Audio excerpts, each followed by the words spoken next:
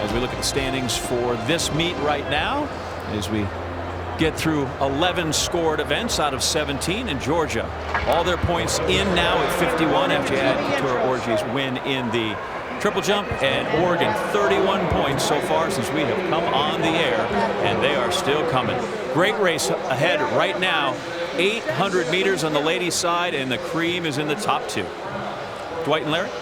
And more chances for Oregon here. Jasmine Frey set the collegiate record last month. She has the fastest time, obviously, amongst the collegians. Natoya Gould of Clemson has the meet record. There is the sophomore, the young sophomore, Jasmine Frey, who is now the collegiate record holder. Normally, we show this race pretty much as a highlight, but Lara, this thing really deserves full coverage this year. It absolutely does, because Frey, although she's the collegiate record holder, she's going to have to battle with Raevyn Rogers, the defending champion in this event. Raevyn Rogers has won the last 3 NCAA 800-meter titles, 2015 outdoor, and then both indoor and outdoors in 2016. And as you take a look at the field, 4 of the top 5 finishers from last year's NCAA meet are back this year. So it's a very seasoned, very tight competitive field. Also for Jasmine Frey, the collegiate record holder, you see there on the outside, she is running at home with a capacity crowd. It certainly didn't hurt Fred Curley to the number 3 all-time 400 run here. This should be one of the best races on the schedule at these NCAA championships. And while a lot of people don't like to run all the way out there on the outside of the track, she really likes to go to the front. So this actually could lend very well for her, because she does like to go up front, while Rogers is more of a sit and kick type of 800-meter runner. Yet Rogers is very aggressively staying in front of Frey there on the outside. They will stay in their sections until they've navigated 2 full turns. Then they will break through the pole. 8 athletes, so everybody who finishes and doesn't foul anyone will score for their teams. And with Oregon chasing Georgia, this is an important race for the Ducks. Very important for Raevyn Rogers. She said that she actually kind of liked coming in, not with the top time in the field, because it took the target off of her back. She, of course, is the defending champion, but it gives her a little bit of that underdog mentality. And there is Frey, who likes to run from the front, but Rogers was really denying her that privilege, and she hasn't really stepped into the front yet. There she goes. But Rogers made her work for it, annoyed her, pushed her out into lane 2. Now Rogers can sit back and hunt Frey and see if her finishing kick is superior to the young sophomores.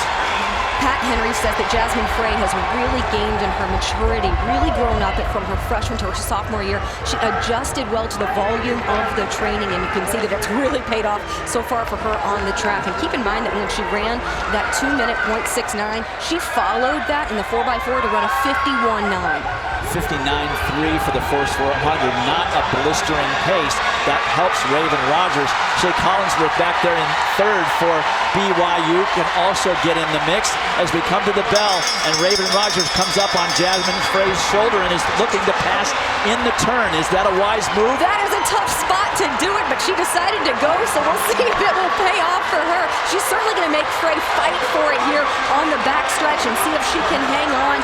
And of course, this might be Frey's home track, but Rogers is a Houston, Texas native, so she's got a big crowd support behind her as well. Frey doesn't have it to catch Rogers. Rogers is going to score 10 more for the Ducks, and Frey is going to end up 4th. She is really fallen back. Must be disappointed. And for Virginia Tech, that was Hannah Green who came up to finish 2nd for the 2nd year in a row. But Raevyn Rogers, 2:02.13. The time is inconsequential. It was just such a smartly run race. She actually ran 2:01.09, a very good time considering what they went out in the first 400. And here's what we said. We weren't sure if this was going to be a smart move for her or not. Usually you do not want to try to pass on the turn because you have to expend so much extra energy. But when you have that Raevyn Rogers type of speed, you take it when you can. You make that move and you make it definitively. That's what she did right there, is she left no room for error and made sure that when she went into the backstretch that she had a clear advantage, and then used the track to propel her into the final 100 meters. Raevyn Rogers running a very smart race, making it 4 NCAA 800-meter titles in a row. She already has the 3rd fastest time run. She now records the 5th fastest time run, and again, not off a blistering first 400 meters. And 10 very important points for the Oregon Ducks. That is a meet record, beating the one from Natoya Gould when she was at Clemson. So Rogers wins it. Hannah Green ends up 2nd for the 2nd year in a row. Shea Collinsworth third after being fifth last year, and the collegiate record holder ends up fourth. Raevyn Rogers, the champion, is downstairs with John. I am, but she is winded. That last quarter was tight. Take us through that one. It was rough. I just stayed composed, yet trying to do my best and give it all I had. You didn't come in as the favorite on time, but you did on resume. The difference that it made not having the fastest time in the field. I just run, I just compete, and the Lord guided me to the results that I had today. I couldn't be anywhere blessed. It's just, I focus on me, myself, on the track, and God. A&M, big hometown favorites, but you're Houston, that's code. How many folks here to watch you? My whole family, my whole high school family, my whole summer track family, all of the support. I'm so blessed to have them here and see me do what I did. Then don't talk to me. Go hug your family. Raevyn Rogers, 800-meter champion.